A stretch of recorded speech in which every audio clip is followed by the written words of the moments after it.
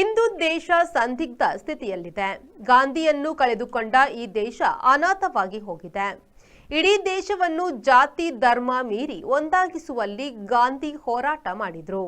ಈ ಸಮಾಜದಲ್ಲಿನ ಜಾತೀಯತೆ ದೂರವಾಗಬೇಕೆಂದು ಧ್ವನಿ ಎತ್ತಿದ್ದ ಗಾಂಧಿಯನ್ನು ಅದೇ ದ್ವೇಷದಿಂದ ಗುಂಡಿಟ್ಟು ಕೊಲ್ಲಲಾಯಿತು.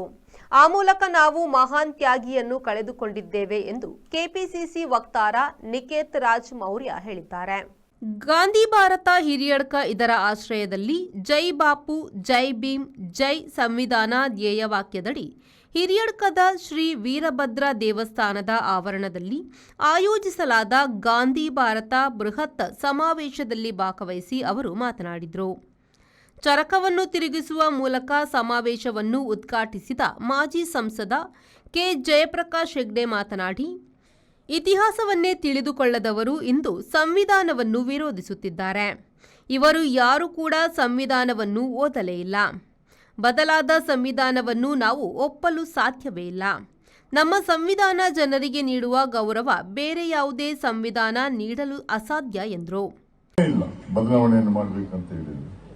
ಓದಿದ್ರೆ ಇದರ ಬಗ್ಗೆ ಸ್ವಲ್ಪ ಮಾಹಿತಿ ಇದ್ದಾಗ ಆ ಸಂವಿಧಾನದಲ್ಲಿ ಏನು ಅಡಕವಾಗಿದೆ, ಭಾರತದ ಜನತೆಗೆ ಏನನ್ನು ಕೊಟ್ಟಿದ್ದಾರೆ ಅಂತ ಆಗ ಕನ್ನಡದಲ್ಲಿ ಹೇಳಿದ್ರೆ ನಾನು ಇಂಗ್ಲಿಷ್ನಲ್ಲಿ ಒಮ್ಮೆ ಹೇಳ್ತೇನೆ.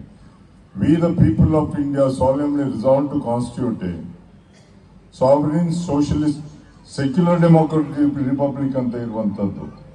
ಇದನ್ನ ನಮ್ಮಿಂದ ಕಸ್ಕೊಳ್ಳಿಕ್ಕೆ ಯಾರಿಂದಲೂ ಸಾಧ್ಯ ಆಗುವುದಿಲ್ಲ ಅನ್ನುವಂಥದ್ದು ನನ್ನ ನಂಬಿಕೆ ಮತ್ತೆ ಧೈರ್ಯದಲ್ಲಿದ್ದೇನೆ. ಅದು ಆಗುವುದಿಲ್ಲ ಅನ್ನುವಂಥದ್ದನ್ನು ಮೌರ್ಯ ಅವರೇ ಪ್ರಾಯಶಃ ಅದು ಹೇಗೆ ಸಾಧ್ಯ ಆಗ್ತದೆ ಅನ್ನೋದು ನೀವು ಹೇಳಿದ್ರಿ. ಮೊನ್ನೆ ಒಂದು ಸಂವಿಧಾನವನ್ನ ಬರೆದಿದ್ದಾರೆ ಅಂತ, ಅದು ಅವರಿಗೋಸ್ಕರ ಬರ್ಕೊಂಡಿರ್ಬೋದು, ನಮ್ಗೆಲ್ಲ. ಮಾಜಿ ಸಚಿವ ವಿನಯ್ ಕುಮಾರ್ ಸೊರಕೆ ಮಾತನಾಡಿ, ಸಂವಿಧಾನವನ್ನು ಬದಲಾಯಿಸುವ ಹುನ್ನಾರ ನಡೆಯುತ್ತಿದೆ. ಹಿಂದೂ ರಾಷ್ಟ್ರದ ಸಂವಿಧಾನ ಸಿದ್ಧಪಡಿಸಲಾಗಿದೆ.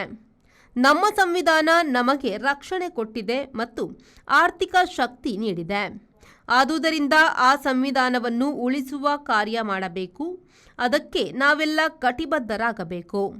ಎರಡನೇ ಸ್ವಾತಂತ್ರ್ಯ ಹೋರಾಟದ ಮೂಲಕವಾದರೂ ಸಂವಿಧಾನವನ್ನು ಉಳಿಸುವ ಹೋರಾಟಕ್ಕೆ ನಾವೆಲ್ಲ ಸಿದ್ಧರಾಗಬೇಕು ಎಂದರು. ಸಂವಿಧಾನವನ್ನು ಬದಲಾವಣೆ ಮಾಡಬೇಕು ಅನ್ನುವಂಥ ಹುನ್ನಾರ ಇವತ್ತು ನಡೀತಾ ಇದೆ. ಇವಾಗಲೇ ಶಿವಯೋಗಿ ಮಠದ ಸ್ವಾಮೀಜಿಯವರು ಉಲ್ಲೇಖ ಮಾಡಿದರು. ಇವತ್ತು ಹಿಂದೂ ರಾಷ್ಟ್ರ ಸಂವಿಧಾನ ತಯಾರಾಗಿದೆ ಅನ್ನುವಂಥ ವಿಚಾರದಡಿಯಲ್ಲಿ ಇವತ್ತು ಈ ರೀತಿಯ ಪ್ರಕ್ರಿಯೆಗಳು ಪ್ರಾರಂಭ ಆಗುವಂತ ಸಮಯದಲ್ಲಿ ಇವತ್ತು ನಮಗೆಲ್ಲ ನಮ್ಮ ಸಂವಿಧಾನ ರಕ್ಷಣೆಯನ್ನು ಕೊಟ್ಟಿದೆ. ಯಾರು ಆರ್ಥಿಕವಾಗಿ ಹಿಂದುಳಿದಿದ್ದಾರೆ ಅವರಿಗೆ ಆರ್ಥಿಕ ಶಕ್ತಿಯನ್ನು ಕೊಟ್ಟಿದೆ. ನ್ಯಾಯವಾದಿ ಸುಧೀರ್ ಮರೋಳಿ ಮಾತನಾಡಿದರು. ವೇದಿಕೆಯಲ್ಲಿ ಕಾಂಗ್ರೆಸ್ ಜಿಲ್ಲಾಧ್ಯಕ್ಷ ಅಶೋಕ್ ಕುಮಾರ್ ಕೊಡವೂರು, ಮಾಜಿ ಶಾಸಕ ಗೋಪಾಲ ಪೂಜಾರಿ, ಮುಖಂಡರಾದ ಎಂಎ ಗಫೂರ್, ಪ್ರಸಾದ್ ರಾಜ್ ಕಾಂಚನ್, ದಿನೇಶ್ ಹೆಗ್ಡೆ ಮೊಳಹಳ್ಳಿ, ಉದಯಕುಮಾರ್ ಶೆಟ್ಟಿ ಮುನಿಯಾಲು, ವರೋನಿಕಾ ಕರ್ನೇಲಿಯೋ, ಬ್ಲಾಕ್ ಕಾಂಗ್ರೆಸ್ ಅಧ್ಯಕ್ಷ ಸಂತೋಷ್ ಕುಲಾಲ್, ನವೀನ್ ಚಂದ್ರ ಸುವರ್ಣ, ರಮೇಶ್ ಕಾಂಚನ್, ಮಲ್ಪೆ ರಾಘವೇಂದ್ರ, ಇಸ್ಮಾಯಿಲ್ ಆತ್ರಾಡಿ, ಸರ್ಫುದ್ದೀನ್ ಶೇಖ್ ಮೊದಲಾದವರು ಉಪಸ್ಥಿತರಿದ್ದರು. ಶ್ರೀಜಿತ್, ವಿ4 ನ್ಯೂಸ್, ಉಡುಪಿ.